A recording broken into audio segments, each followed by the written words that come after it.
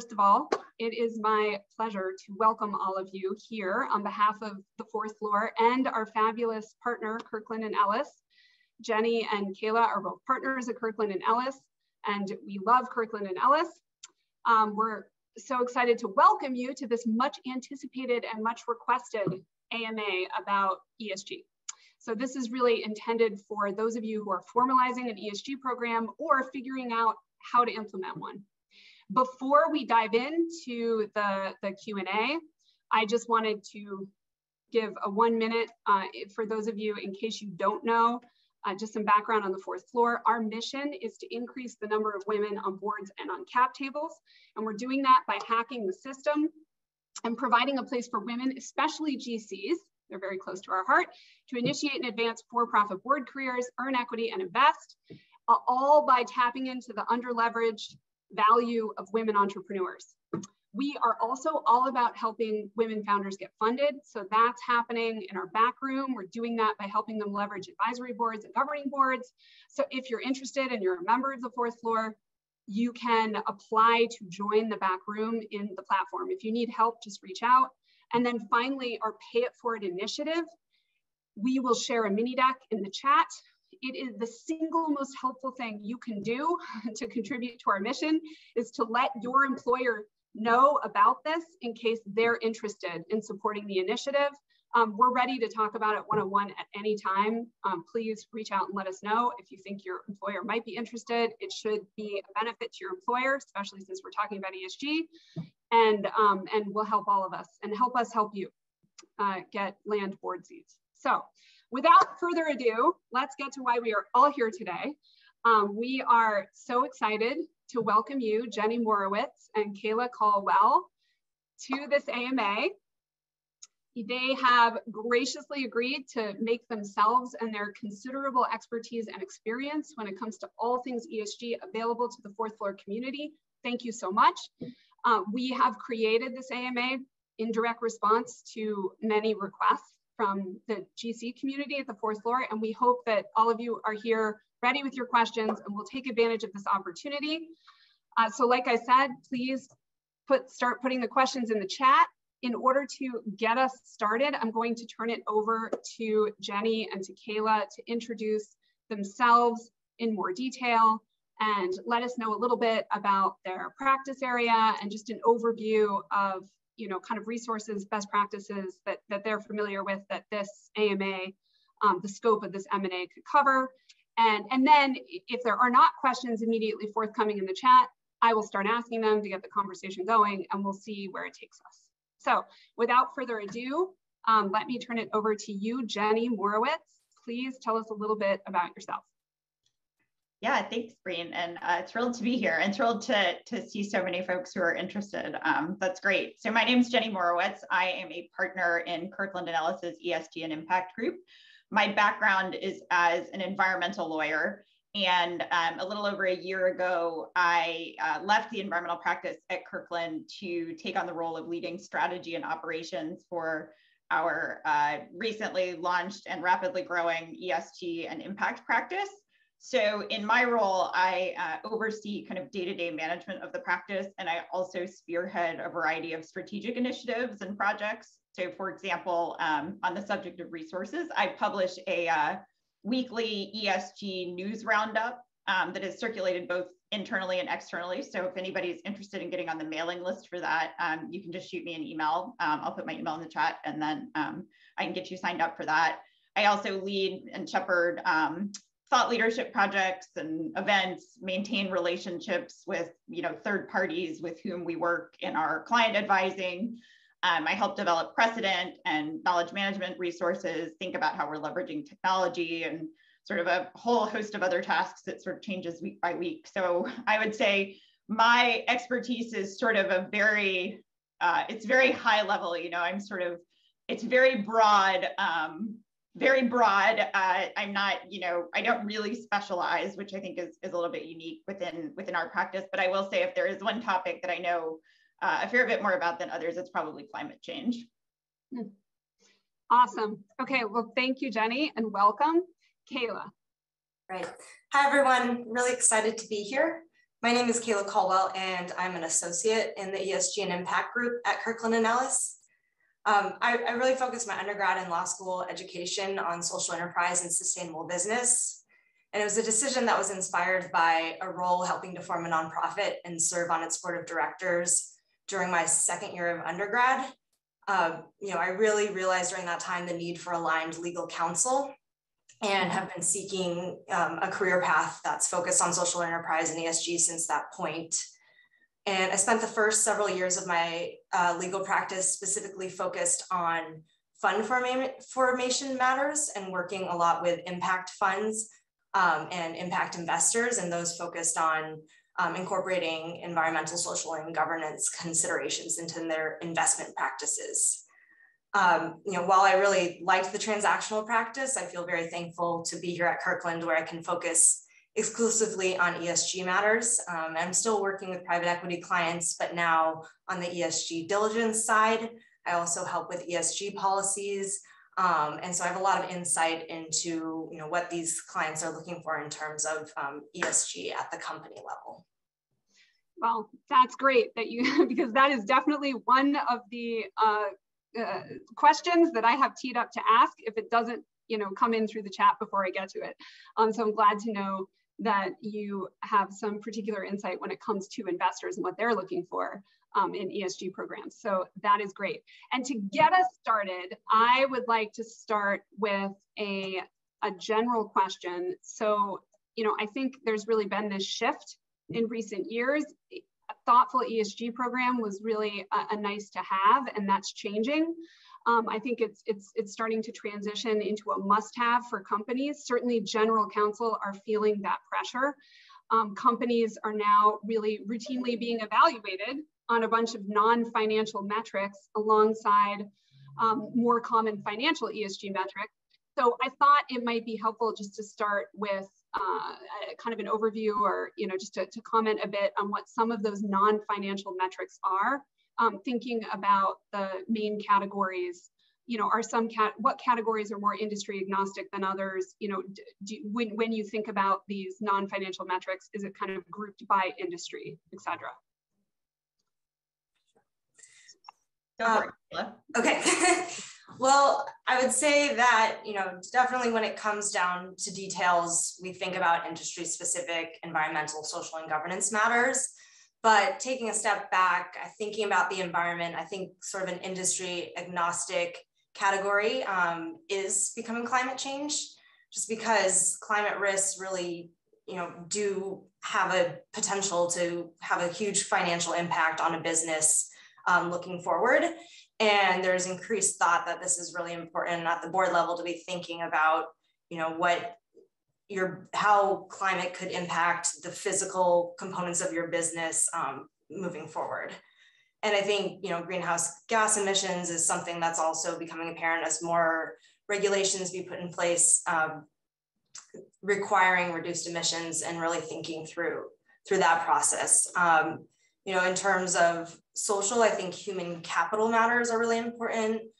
Diversity and inclusion is just becoming important, not only because governments at the state level, governments are requiring diversity on boards, but it's also just becoming understood as good business practice and a way to have a broader set of ideas.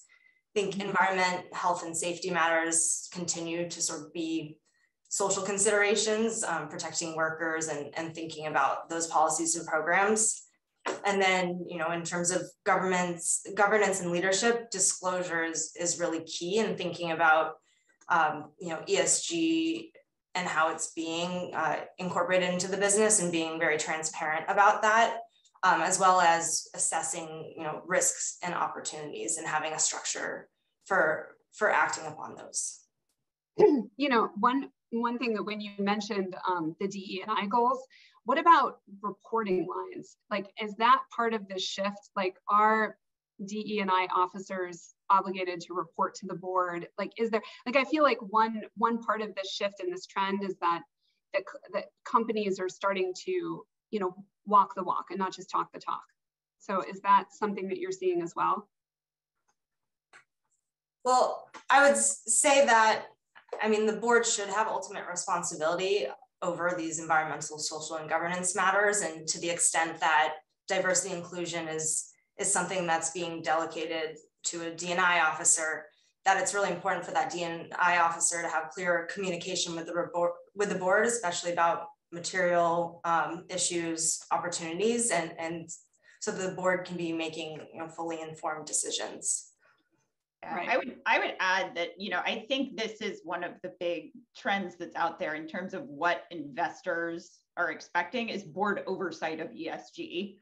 And I know that, it can feel sort of overwhelming, but I think Kayla is right that, I think climate change, human capital management, diversity, those are all topics that I think, pretty much all companies at this point are expected to have, thought about and sort of thought about how they integrate into into their business, into their governance structures.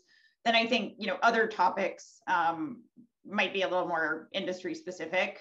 But, I think it's important for the board to have given sort of strategic thought to, okay, what are the, environmental, social, governance risks that are, really material to our business? What is it that stakeholders care about? What is it that, really drives, could impact the success of our business? And then make sure that those, those are integrated into the board governance structure in some way, that there is reporting, from folks at the company to the board, that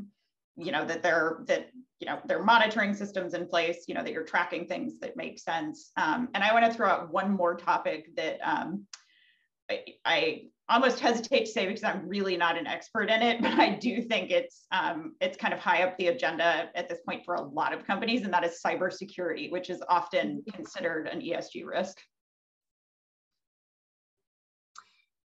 Okay, so I guess part of sort of embedded in that first question I asked you, but also like a follow-on question is where, like maybe you guys can speak a little bit about where companies might find themselves on the ESG adoption curve, because not all companies are at the same place.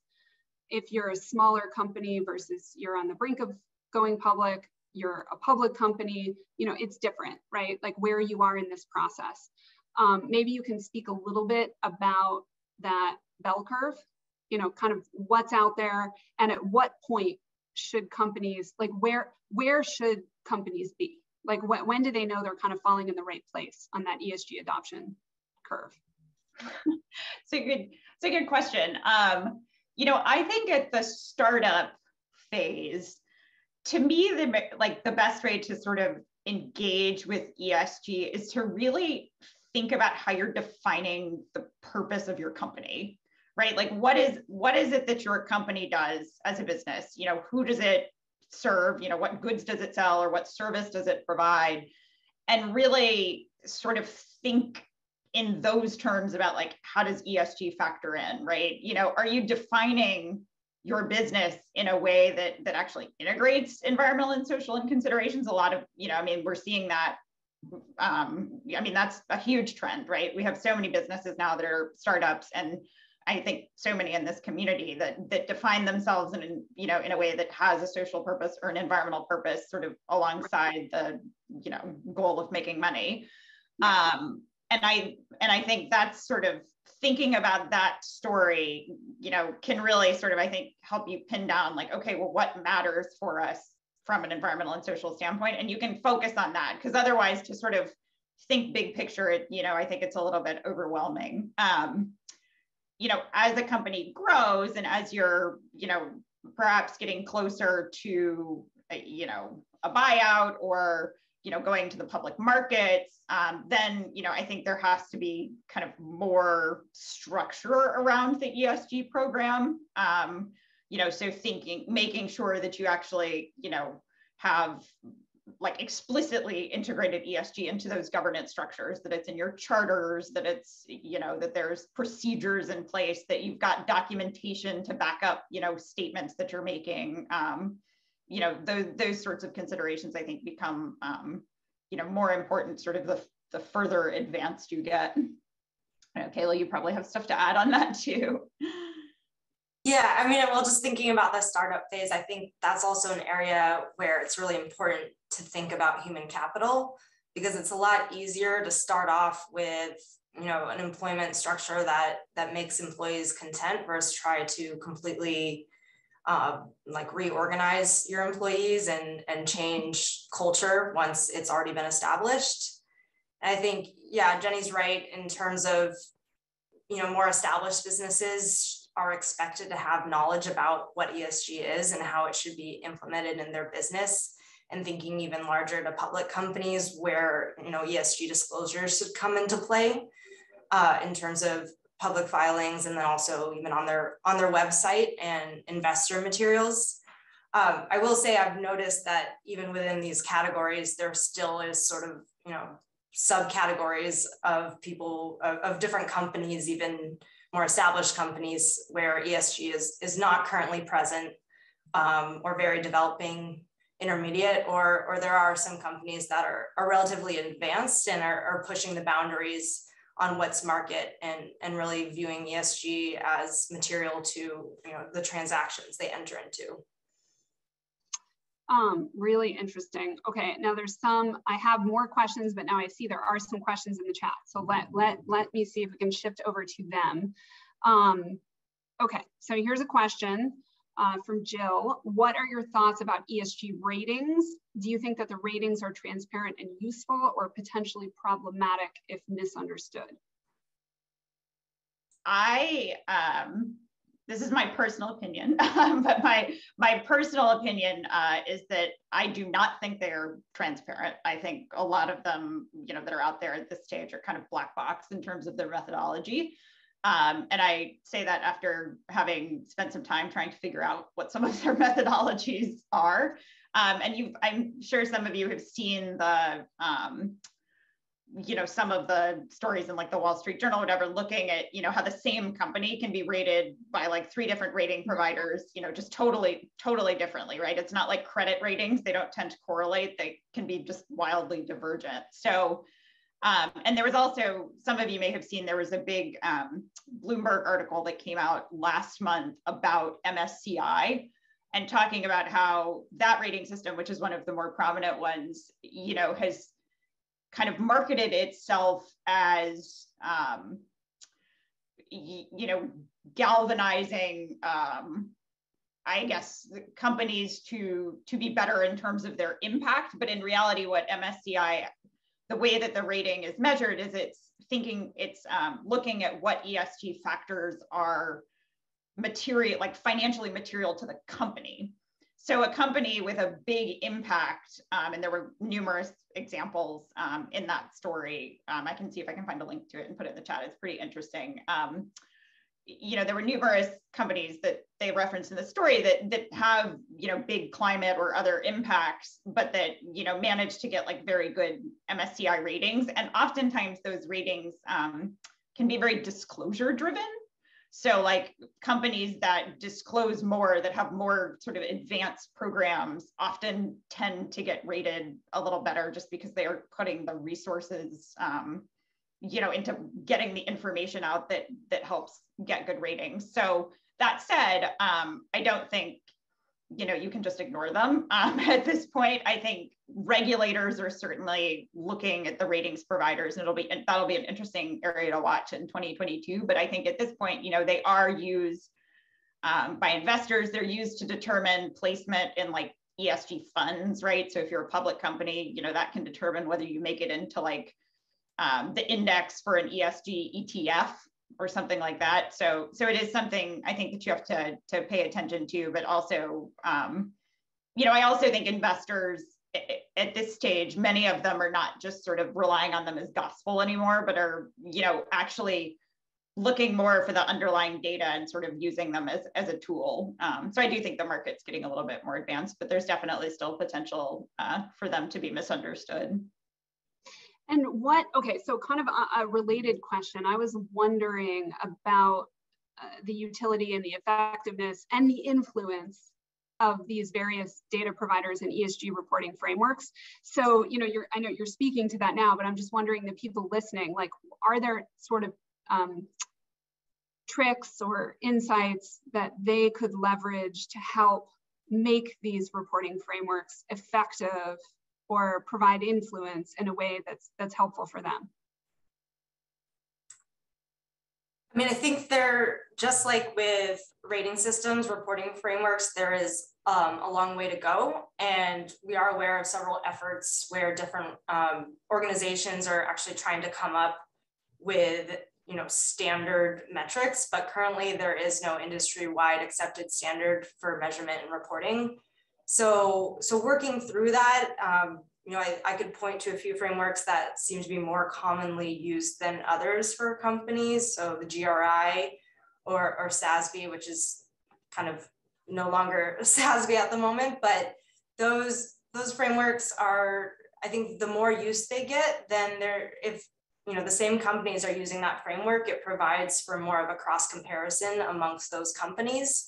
So I think there's still a long ways to go in terms of, you know, assessing the third-party verification of how it's being reported and what data is being relied on. But I do think that, you know, it's becoming more common to use these frameworks and more within market to rely on some of these frameworks. Okay, so if you're a GC and you're trying to really, you know, implement or establish this formalized program, then understanding what frameworks are most influential or, you know, effective within your industry or peer companies might be a good starting point to then go see if you can manage towards that framework to like help better position yourself in the marketplace. Yeah, I mean, I think SASB is dominant in the US market, and largely due to Larry Fink having at BlackRock, who's the CEO of BlackRock, having, you know, sort of put his weight behind it, you know, a couple of years ago, to the point now where BlackRock will vote against directors in certain cases for, you know, for companies that aren't doing SASB aligned reporting. That said, I think, you know, the sort of important thing to note, and this touches on something I mentioned earlier, is SASB is focused on, you know, sort of financially material ESG risks to the company, whereas GRI, which is the other framework that Kayla mentioned, is the most dominant framework globally, and it's focused on a company's environmental and social impact. So those are really the double materiality concept. So it's, you know, they're sort of two different things. And, you know, as we think about, you know, ESG as kind of moving from being this voluntary initiative and centered on these voluntary frameworks to increasingly being regulated, you know, one kind of important thing to keep in mind is that in the EU, regulators have, you know, much more so than in the US, embraced this concept of double materiality, and, you know, are looking, you know, a lot of the regulations there are looking at having companies report on their impact, not just sort of risks to the business, which is sort of very much like the approach that we take on the US side, sort of like, what are the risks to the business? What are the risks to investors, as opposed to this broader look. Right. And of course, that duality, I think, you know, it's there too when you look at boards, and we don't have it in the US, but, you know, we think that hopefully that'll be changing in the United States. Well, I will say one other thing that I will say is that I do think, you know, as much as there is sort of no consensus, I think there is one exception to that, which is that I think there is real market and regulatory consensus around the Task Force on Climate-Related Financial Disclosures framework. So I think that's something that, frankly, that every company can benefit from, you know, at least sort of going through the 11 recommendations in that framework, and sort of thinking about what the answers to those questions would be, and what, you know, what they're disclosing to investors and other stakeholders on those points. You know, I think how in depth you go sort of depends on, you know, the extent to which you have a big climate impact, or climate, you know, poses a really significant risk to the company, right? Like if you know, have infrastructure assets that are, you know, all coastal or something, then you might do a lot more work. But I think every company, you know, can benefit from just taking at least, you know, that initial look and thinking about their climate governance using that framework. Okay, and now, so that's super helpful. And there's actually now a handful of questions that have come in that are kind of related to this. So, okay, so one question, companies, this is from Luann, companies are identifying ESG risks, but they seem to be more long horizon focused, like climate change. Consequently, they can be caught flat-footed as the risk hits them sooner than anticipated. Given that perspective, while companies are starting to identify risks, are you seeing timelines of how risks are reviewed shortened?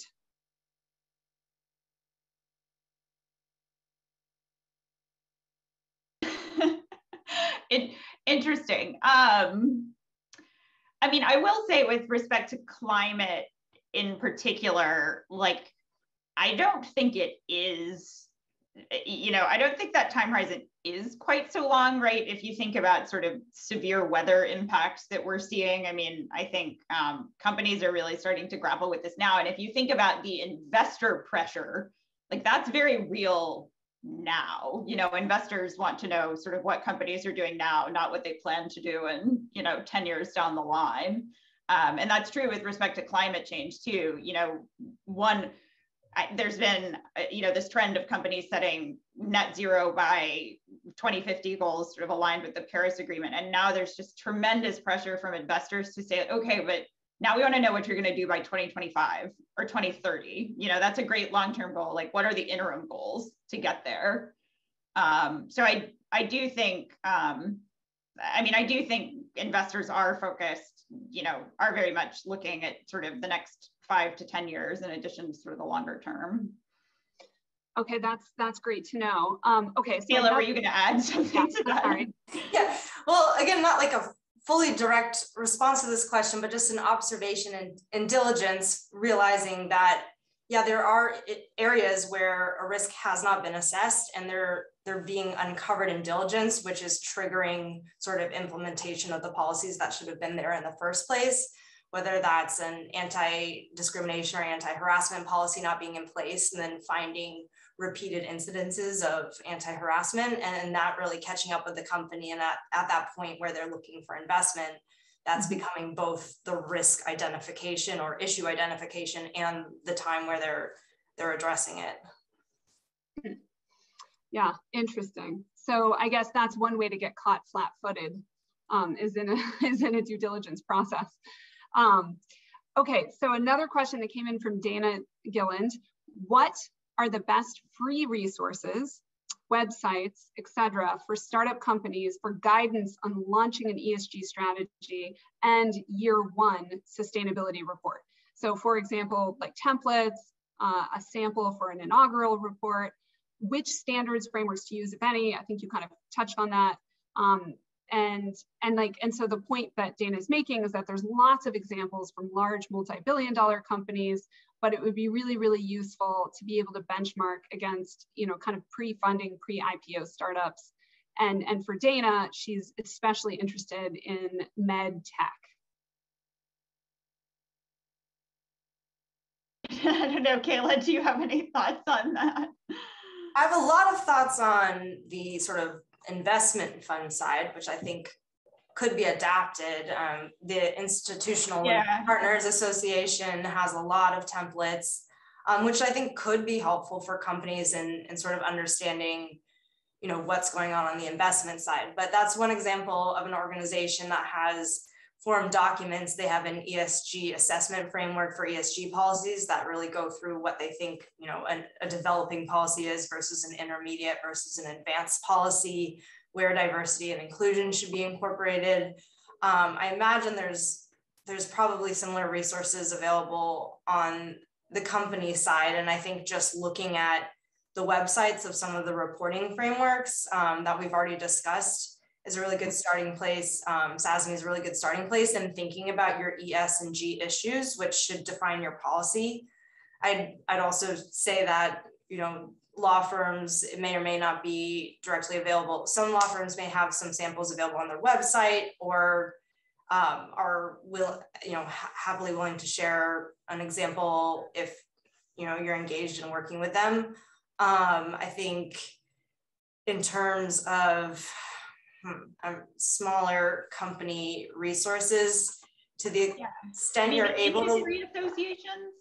you know, could be Wait, sort sorry, of like industry groups, or like the society. I don't think it's free, but I don't know that it's wildly expensive. Like the Society for Corporate Governance has a lot of kind of data and like a, you know, kind of database of resources.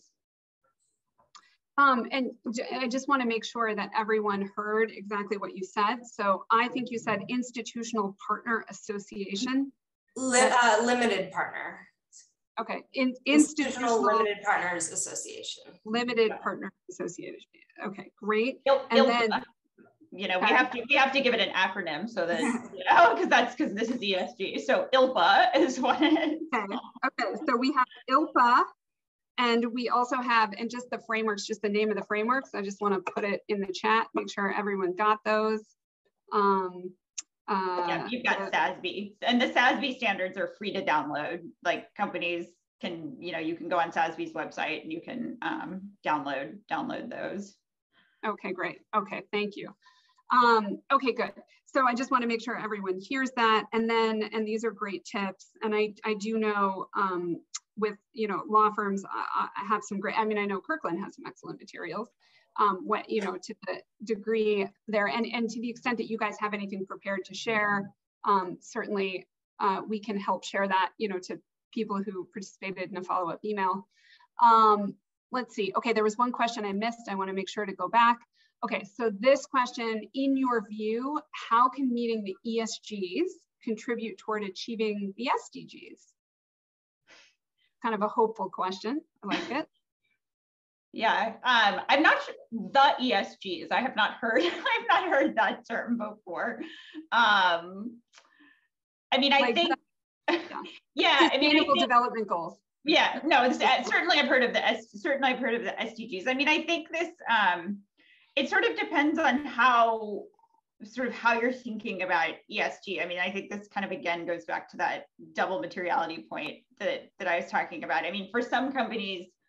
And some investors, they're really looking at ESG from kind of a risk-based perspective, but other, you know, investors and companies are really looking at it from an impact perspective. And so, you know, it's like, for example, we see in, you know, in like certain impact funds, right? They often are reporting on sort of how, you know, certain metrics that are tied to the Sustainable Development Goals, right? So, you know, it could be jobs created or, you know, biodiversity, like acres preserved. I mean, there's, you know, there's a whole host of metrics that you can use, but that's really sort of on the impact side. So I think that requires sort of integrating like environmental and social goals into sort of the purpose either of the company or the investment or whatever it is you're doing, which is it's kind of a subset of ESG, if you will, or like a kind of its own niche area, one that Kayla knows a lot about. Well, yeah, I think it's important to distinguish between ESG and impact. So any company can really have an ESG program and policies. An organization focused on impact may, you know, for example, a company that's providing educational resources or increasing access to education that can be aligning with the quality education SDG. They may not actually have an ESG policy or program. We would recommend that they do, but it is somewhat of a separate process. It's more about, you know, as Jenny was saying, in the US, a lot of it has to do with risk and opportunity assessment with environmental, social, and governance matters. But those ESG matters, you know, are separate from this education goal. And so we would see them as sort of two different processes happening within the company. Okay, so sort of said another way, that you could be an impact-focused organization and be creating tons of impact all over the world towards these SDGs, but you might not have an ESG program. You might not have a formalized one. You might not even have an informal one, versus you can be a company that has a formalized ESG program, but you're not actually linking that ESG program to metrics, quantifiable metrics that are driving SDGs forward. Right. Beautiful loopholes. That sounds like humanity. I'm not surprised, but great point. Okay, so another question. From a layman's point of view, it seems that each letter of the acronym ESG could be a monumental focus of your time or a company's time. Do you see an opportunity for even more specialization? This is a little bit what we were just talking about. How have you personally navigated so much topical knowledge? Do you see this mirrored in your clients as well, or do they come to you generally with just like one area in mind?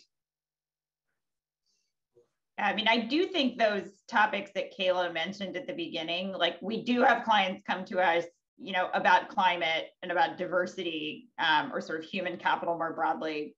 In particular, I would say those two topics have sort of stood out for us over the last year, in part because they're the subject of a lot of regulatory scrutiny. They're the subject of a lot of investor scrutiny. You know, sort of everybody is realizing, you know, there's likely to be proposed rules from the SEC. You know, they're the sort of questions too that you can get, you know, as a, like, especially on climate or sort of on your diversity, as a supplier or customer of another company, right? So they come in sort of in a whole range of ways. And I don't think anybody in the market, no matter how big or small, is really sort of exempt. So, you know, we keep track of sort of those big topics that are, you know, more industry agnostic.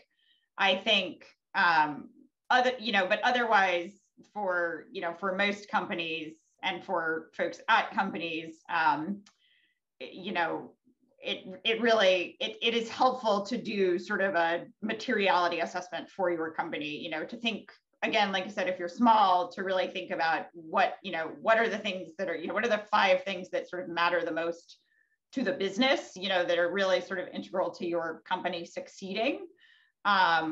You know, even at larger companies, you know, we often see, and often companies will do this with the help of like third parties, you know, doing kind of materiality assessments, right? Like looking at those frameworks, looking at who sort of your key stakeholders are. Okay, so like what are your big investors care about? What do your big customers care about? You know, are you getting any pressure from significant suppliers? You know, are your employees pressuring you? You know, you can sort of do a big exercise where you do sort of this holistic materiality assessment and really try to hone in on the factors that matter. I think, you know, if you don't have the resources to do that kind of thing, I think SASB is a decent, you know, cheat sheet, because the frameworks, like there's different standards for each industry. There's like 77 different industry standards. And so you can pick the one for your industry and say, well, you know, this is what SASB has said are the material ESG factors for this industry. So, so that might be a good starting place. Yeah, and I'd say, you know, I think there is an expectation. It's important to understand the bare minimum of what you should be doing in the E, S, and G categories. And then, you know, if your company is compelled to do a deep dive into climate and have sort of specific climate initiatives, I see that a lot, or a specific diversity and inclusion initiative on top of the basic E, S, and G. It's a lot of information, but, you know, thinking about good business practices, a lot of this can be captured in a company's code of business conduct and ethics, diversity and inclusion policy, their employee handbook. They may have a supplier code of conduct, you know, their disclosure controls and procedures, and then we're increasingly seeing potentially a sustainability policy, even if that really just speaks to, you know, office procedures and what type of paper you're buying for the printer, and whether you're providing your employees with reusable mugs. But there's different levels of ES and G that I think once that's in place, then, you know, a deeper dive could be warranted or encouraged. Okay, and that actually, this is really just a great segue into a question that I had. You're sort of speaking to it, but once companies have a sense of these relevant non-financial metrics, right, in each of the E, S, and G categories, how do they start prioritizing? Like, is there, so SASB, is that the best cheat sheet? Like, does that help them then prioritize within the bare, or I guess really just point them to the bare minimum in each category if they need to start somewhere? And is it nuanced by stage of company? I would say SASB is a really helpful tool for understanding the bare minimum, that looking at what peer companies of your size are doing, or what perhaps your customers are requesting. So really thinking about that, assessing the status quo, and then sort of, where other companies are doing better, where you aren't capturing certain SASB metrics, what your reporting on all of this looks like, because it's one thing to feel like you're accomplishing something in the E category, but if you don't have data to really provide to back that up, then that becomes an issue at different levels, particularly if you're looking for capital, and right. You need to support those statements. So I think, really sensing out, it is important to sense out within your company where the most energy is or interest in making progress is as well.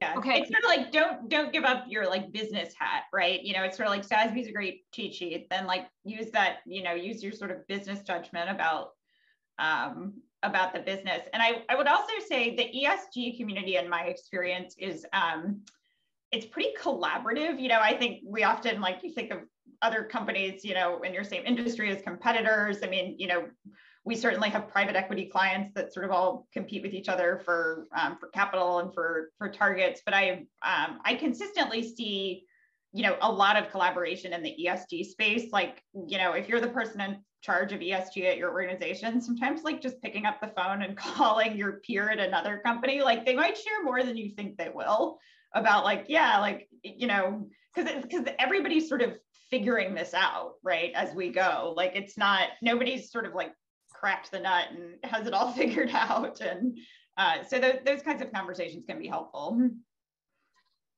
I think that's a great point. And I love that hack. I've used it many times in my own life, and I've found it works more often than it doesn't.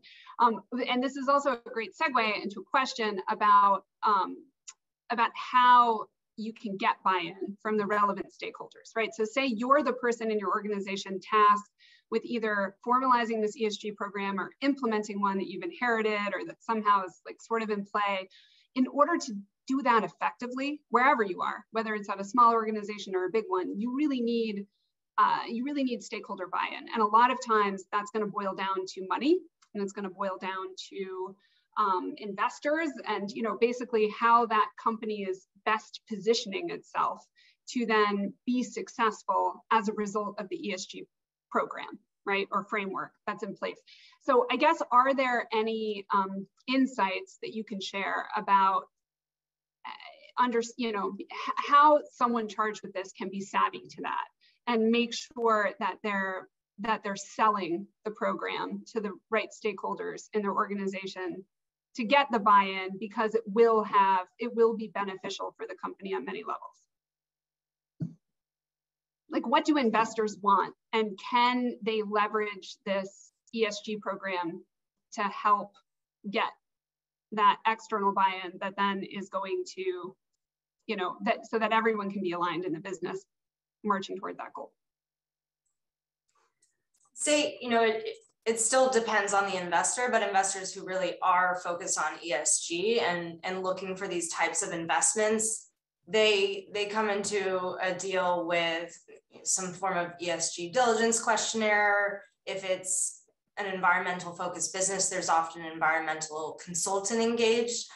There's a lot of document requests. So really just thinking about everything we've already talked about, being responsive to those requests are kind of the first way to demonstrate to an investor that you're thinking about ESG.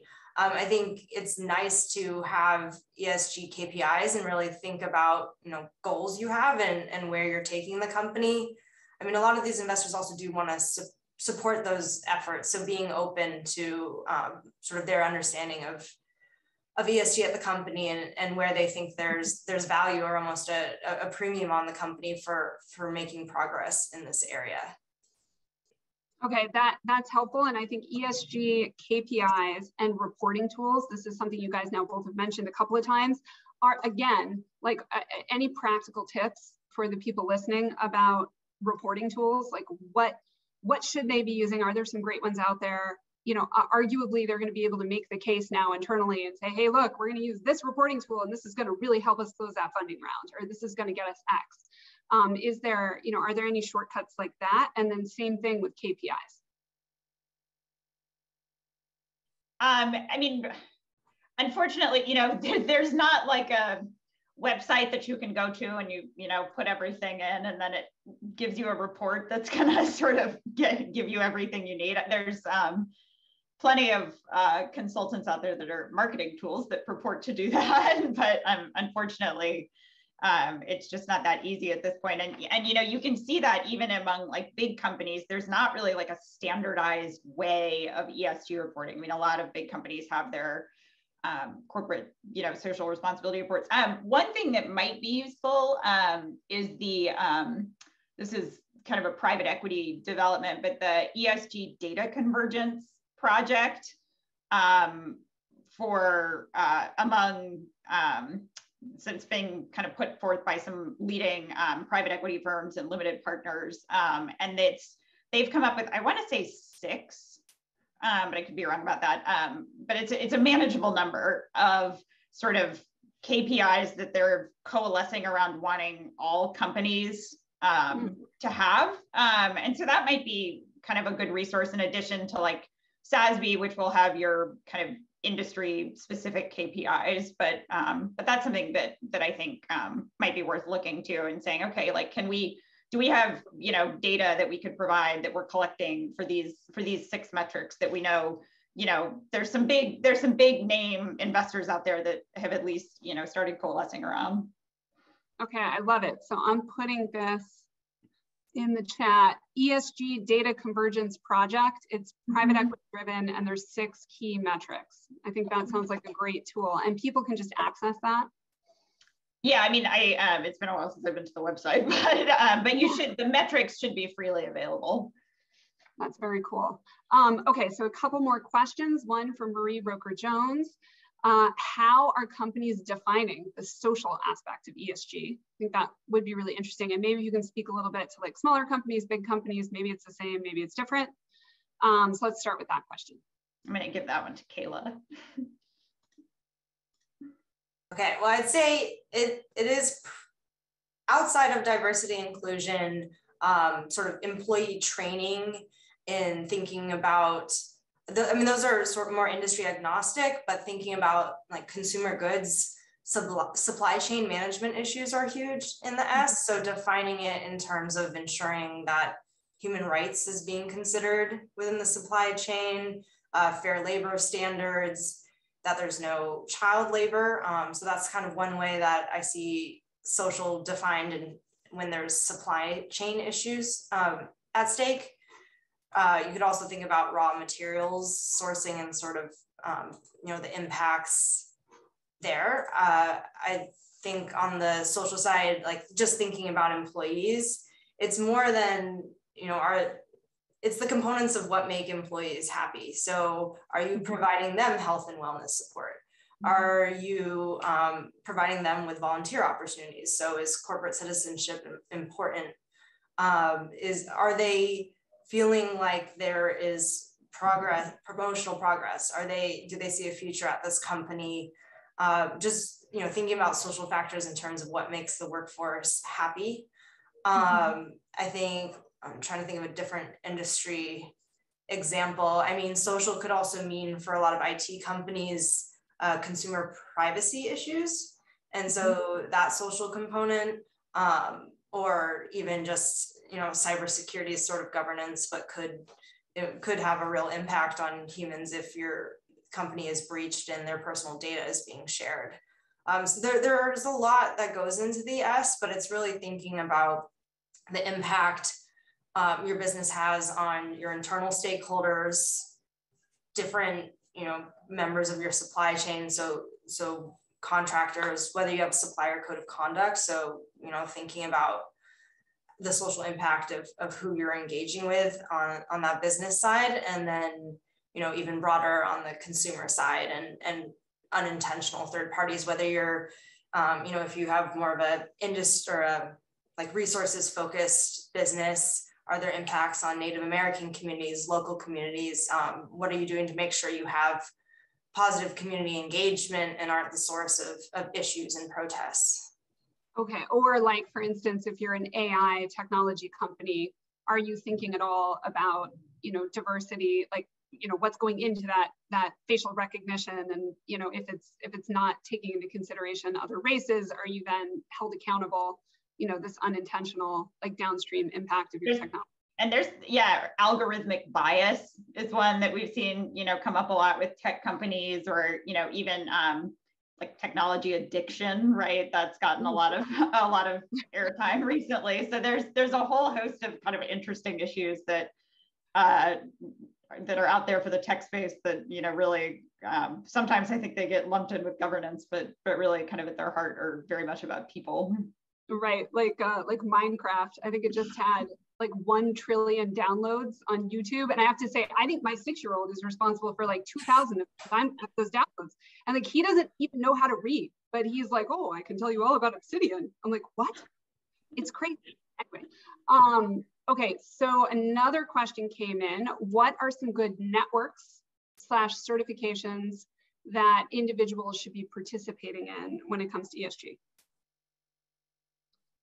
Well, one certification that comes to mind is B Corp certification. That speaks a lot to the G and sort of how the governance of your business, but does really cover ES and G. And I'm sure you've seen on a lot of products that certification. It is tied to the idea of becoming a benefit corporation, but at the end of the day, it is a commitment to operating your business both for financial returns, but also with a social goal in mind, and to be taking ESG issues into consideration at the heart of your company's purpose and mission. And that certification, it's a bit of a process, but you go through an assessment process. Sometimes you can, sometimes there's auditing, but it requires document submission, often a change to your company's if you're a regular corporation, articles of incorporation, possibly conversion to a public benefit corporation, which is a legal form that requires you to have a public benefit that you're promoting and pursuing in addition to a financial purpose. Or if you're an LLC, it's just really amending your operating agreement to include a statement that is how you'll be running your business. What about on the person side? What about for an individual, maybe a lawyer, maybe an executive who's looking to become certified to then be an ESG officer? I will say I am participating currently in a program that is being developed by a company called Diligent, and I participated in one of their sessions on fiduciary duty, but it's intended to be education for directors and C-suite executives on climate specifically. But I do know from my conversations with Diligent that they're talking about expanding it more broadly. I mean, I also know of like certificate type programs at universities, but there's not. I will say I don't know of any particular university program at this point that's sort of risen up as like, this is the one you do, and if you put that on your resume, like, then you're good. Because it really, I think one of the exciting and frustrating things about this field is it's sort of becomes so big before everybody quite knows exactly what they're doing, and so like I said, everybody's sort of trying to figure it out together. Right. No, sounds right. Okay, so we are coming towards the very end of this hour. Oh, yes. Oh, brilliant. Perfect. Awesome. Well, Diligent's a sponsor then. So yeah. Right. Diligent is a sponsor, Fourth Floor, and we love Diligent. And thank you, Kat, for the shout out for Diligent.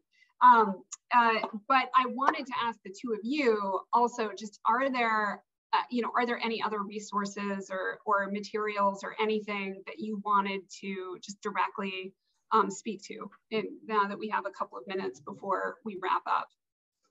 I've already put in the plug for mine, which is Kirkland's ESG Roundup. So, and we will. And by the way, for everyone listening here, we are going to save this chat, and we will, to the extent that there are things that we can circulate that are generally useful, we will do that. So, for instance, the Kirkland Roundup, we'll certainly put that in there. And if there's anything else, Kayla, I don't know if you have anything or anything else you guys want to mention that we can throw that in there too. Yeah, I mean, just to echo what I said, I think B-Lab's website is a great starting place for learning a lot about all of this, and whether or not you choose to pursue certification, it really, you know, talks about just sort of the different issues at play and provides a lot of examples of B Corp certified companies and you know, why they achieve certification. I think, you know, just looking, sort of already said this, but looking at the different reporting websites for the reporting standards, they all have a lot of baseline information that I think would be a helpful starting point to sort of, you know, ingest. And then once you have a better sense of how you want ESG to work within your company, move forward from there. Okay, and that was B-Labs. Yeah, B-Lab.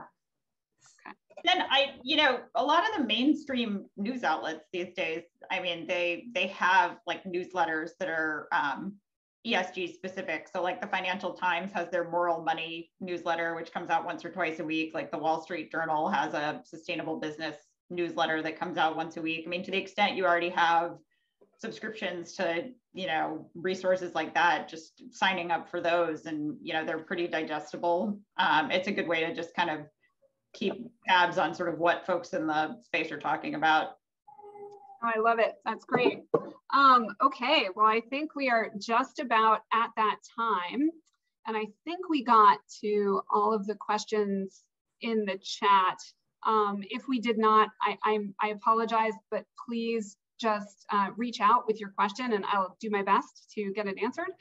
But just so everyone knows, if you are a member of the fourth floor, we've recorded this session. So hopefully we will be posting it in the platform so you can come back and watch to revisit, and we'll certainly send a follow-up email with these helpful resources and tips and tricks. And thank you so much, Kayla and Jenny. You guys are amazing, and we really appreciate the insights and the wisdom and everything that you shared today. Thank you for having us. Yeah, thanks so much. Absolutely. Okay, well, thank you, everyone.